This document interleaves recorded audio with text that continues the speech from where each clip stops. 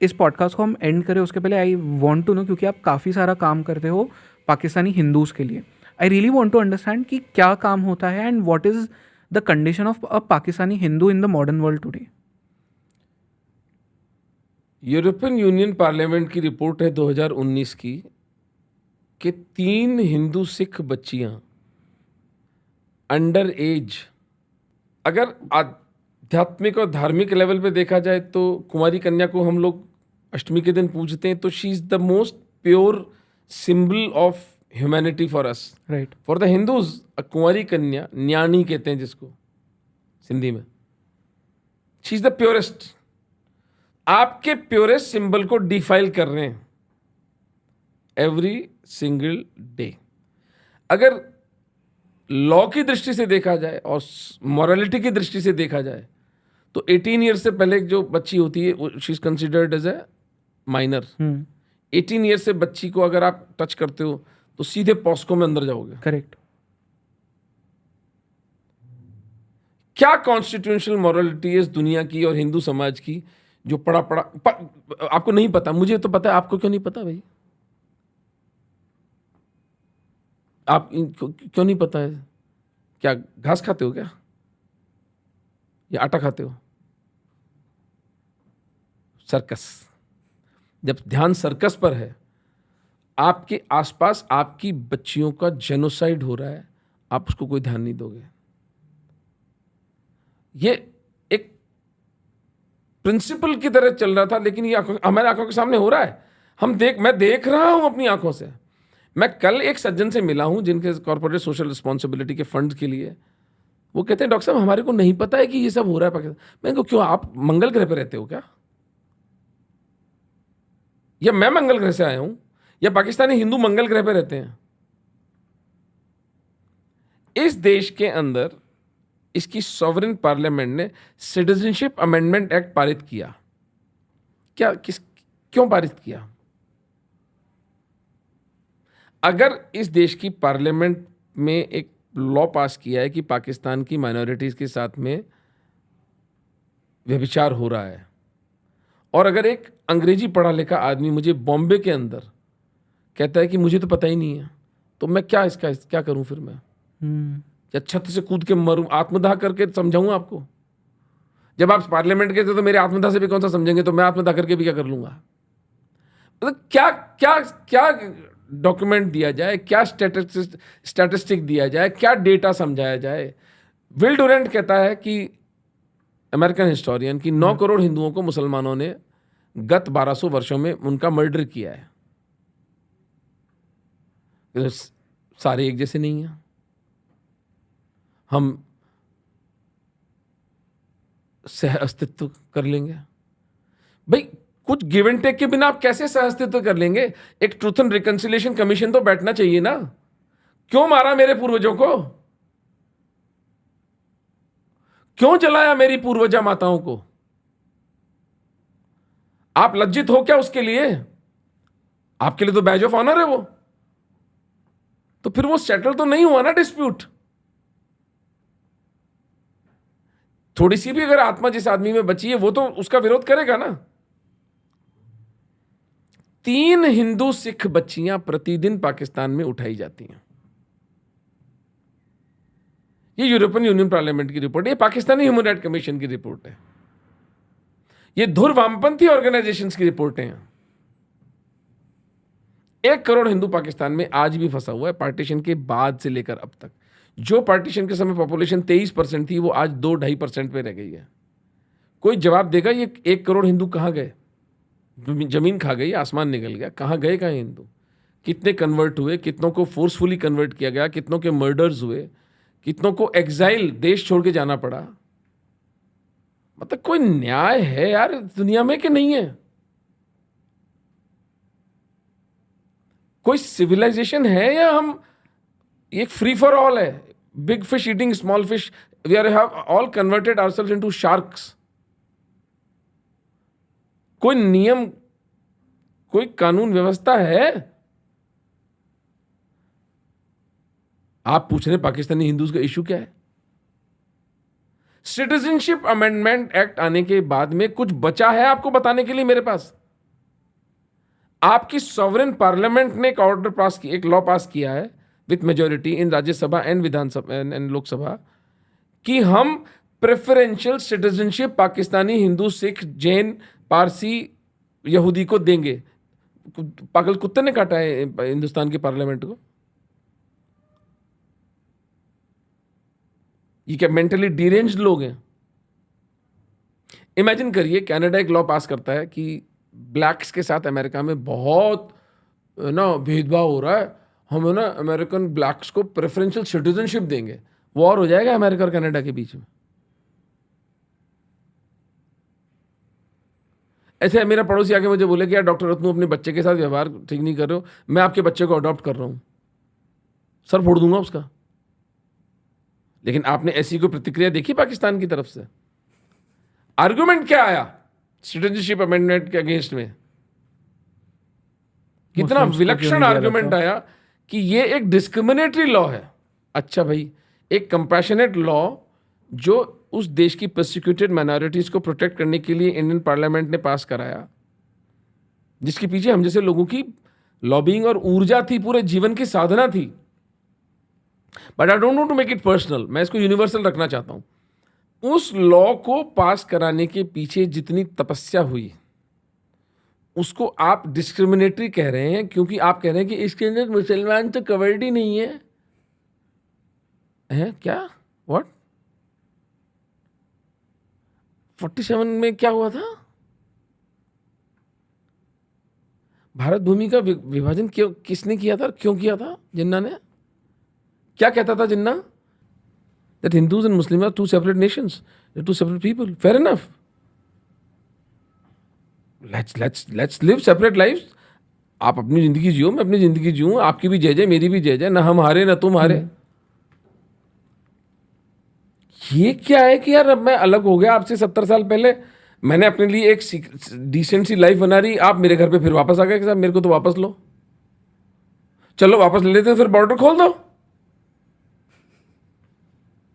Let's open the borders. आप घर वापसी करो, इंसान का बच्चा बनो, वापस ले लेंगे हम आपको।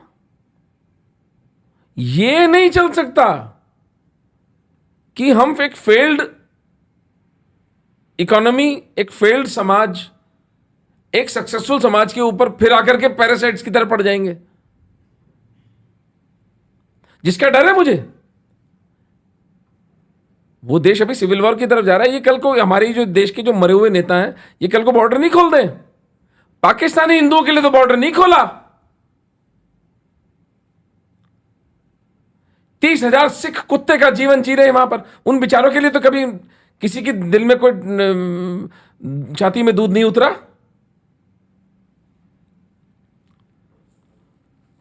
2 लाख तो महेश्वरी रहते हैं वहां पर भैया जी। सक्खर और वो पूरा मीठी और थार पारकर का जो इलाका है वहां पर 1 करोड़ हिंदू पाकिस्तान में पशुओं का साथ जीवन जी रहा है और एक आशा पर जी रहा है कि एक दिन उसे भारत आने का अवसर मिलेगा। मेरा पूरा जीवन पाकिस्तान के हिंदू सिखों के लिए समर्पित है, क्योंकि उन्हें एक chance at a fair life. मैं समझता हूं कि अगर भगवान ने मुझे कुछ सामर्थ्य दिया है तो उस सामर्थ्य का उपयोग मैं केवल और केवल मेरे अंतिम क्षण तक, इस जीवन की समाप्ति तक मैं पाकिस्तान के हिंदू सिखों को वहां से निकालने में लगाना चाहता हूं, so that one chance at a dignified life. Right. और जो समाज 3 हिंदू बच्चियों को उठा रहा, मेरी पुस्तक का शीर्षक मैंने लिखा the Hindus and Sikhs of Pakistan, an ongoing genocide. It's an ongoing, it's happening on our watch. Right.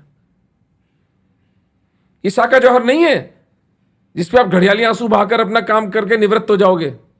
ये साका जौहर पाकिस्तान के हिंदुओं का आपकी आंखों के सामने चल रहा है।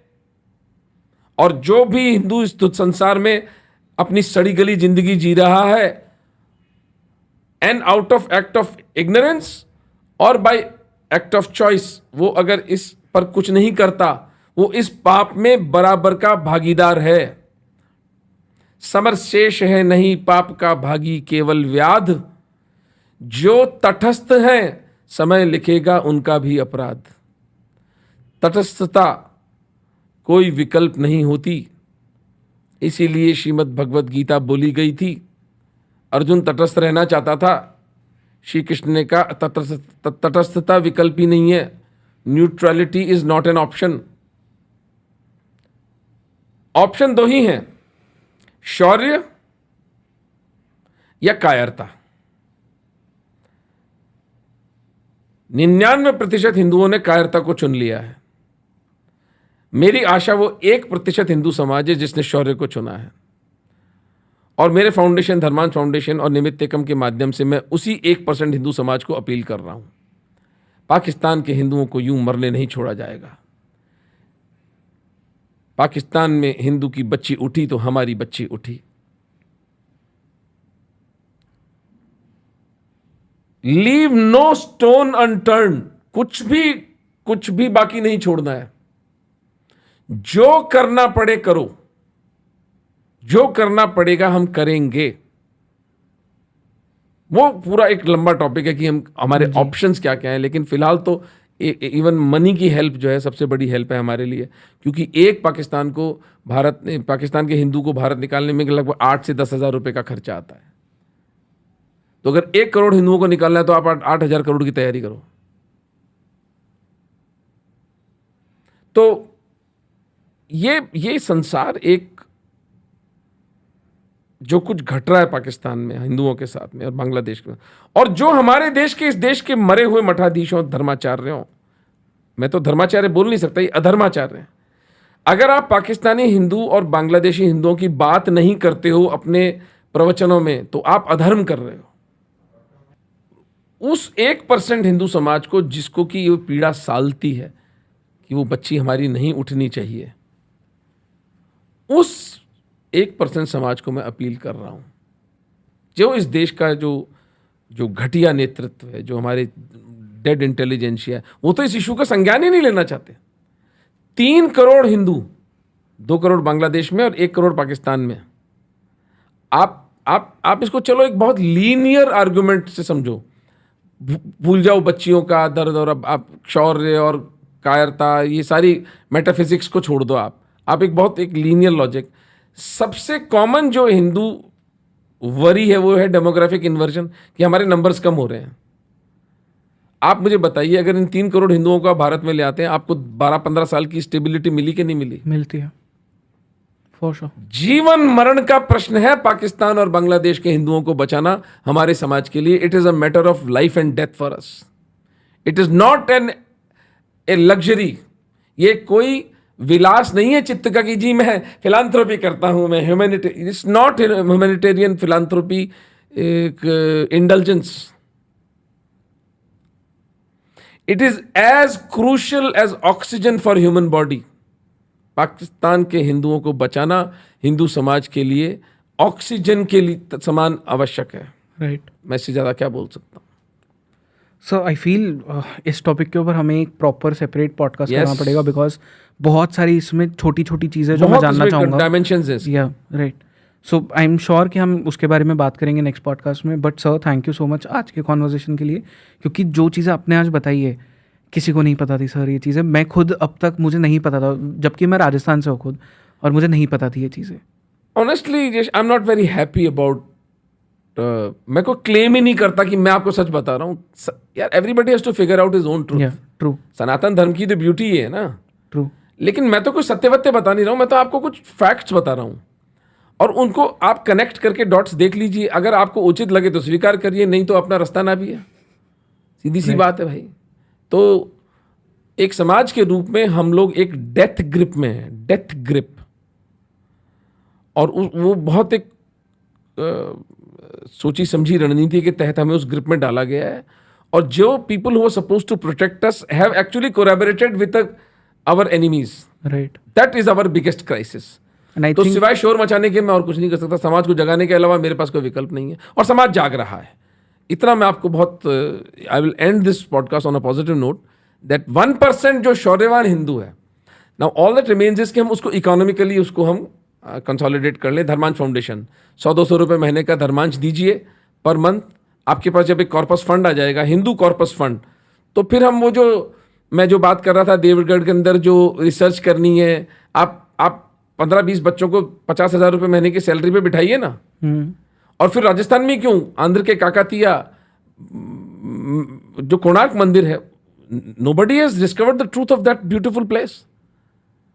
आप वहां पर डिगिंग करिए, वहां पर पैसा लगाइए, तो हम अपना पैसा खुद समाज अपना इकट्ठा करे और अपने हिस्ट्री को पुनर्जीवित करे, अपने इश्यूज को खुद टैकल करे, हलाल इकोनॉमी को फाइट करे, पाकिस्तानी हिंदूज, बांग्लादेशी हिंदूज के लिए पूरा मूवमेंट चले, तो सब कुछ हो सकता है। बिल्कुल sir, thank you so much. धन्यवाद। महादेव सर। जय श्री कृष्ण, जय श्री कृष्ण।